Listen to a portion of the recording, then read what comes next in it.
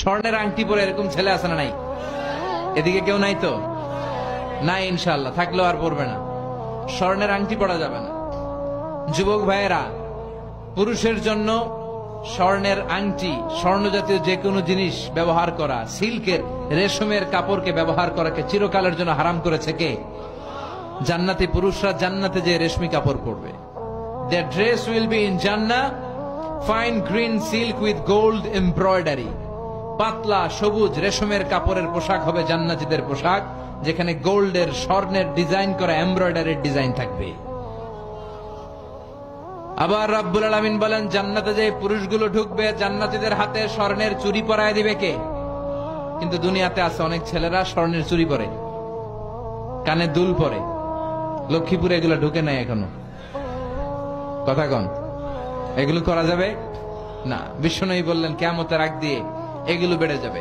এরপরে বিশ্বনবী বললেন, জুহুরুল মা'জাফিয়াল কায়ানাত, কিয়ামতের আগে ঢোল, বাদ্য, বাজনা, মিউজিক্যাল ইনস্ট্রুমেন্টের আতিশায্য দেখা যাবে। এখন ঢোল বাদ্য আছে না নাই? কথা কন। তোরা বাজারে ঢোল বাজারে বাসি, বাংলা মায়ের একতারা সুর কতই ভালোবাসি, দোতারা সুর কতই ভালোবাসি, বাজারে ঢোল বাজারে বাসি। বিশ্বনবী বলেন, বুইসতু আন উকাসসিরাল মাযহামির, আমি ঢোল, বাঁশি, হারমোনিয়াম, তবলা ভেঙে চুড়ে মাটির সাথে গুড়িয়ে দেওয়ার জন্য এসেছি। আর ওই নবীর উম্মাত কয় বাজারে ঢোল। আহা, বিশ্বনবী ঢোল বাদ্য ভাঙার জন্য এসেছেন। এজন্য মুমিনের সাথে ঢোল বাদ্য, হারমোনিয়াম, বাঁশির কোন সম্পর্ক থাকতে পারে? তবে বিশ্বনবী দফ বাজানোর অনুমতি দিয়েছেন। কি বাজানোর কথা বলেন? দফ বাজাতে পারবেন, কিন্তু ঢোল বাজানো যাবে। দফ চিনেন? দফের এক পাশ খোলা থাকে, একমুখী, এক পাশ খোলা আর এক পাশ আটকানো, কিন্তু ঢোলের দুই পাশ আটকানো। ঢোল বাজালে অন্তরে নেফাকি তৈরি করে কে?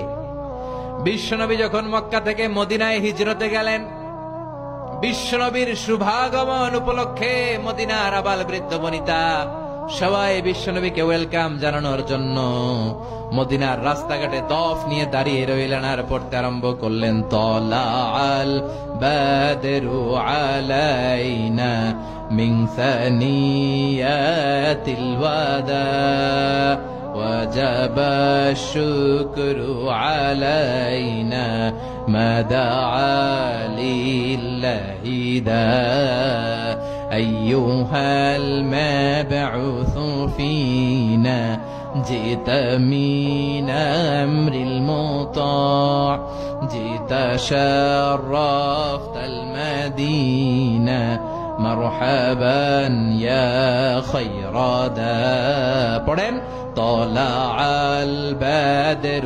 علينا من ثنيات الوداع وجب الشكر علينا ما دعا لله دا الله أكبر।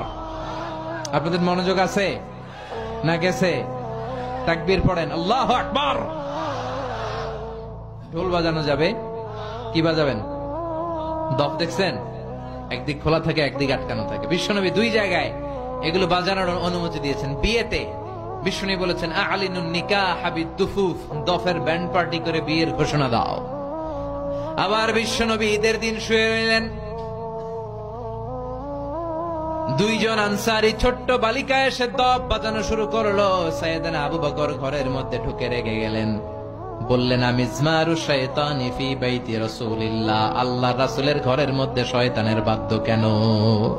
বিশ্বনবী বললেন, দাহুমা আবু বকর, আবু বকর রাখো, রাখো। আরে ঈদের দিন, ইন্না লিকুল্লি কওমিন ঈদ, প্রতিটি জাতির আনন্দ উৎসবের দিন আছে। ওয়া হাযা ঈদুনা, আজকের দিনটা আমাদের ঈদ উৎসব, আনন্দের দিন। চিল্লায় এখন সুবহানাল্লাহ। তার মানে ঈদের দিন আর বিয়ের দিন এই দফ বাজিয়ে আনন্দ ফুর্তি করতে বিশ্বনবী রিকমেন্ড করেছেন। সুবহানাল্লাহ পড়বেন না? লা রুহবানিয়াতা ফিল ইসলাম, ইসলামে বৈরাগ্যবাদ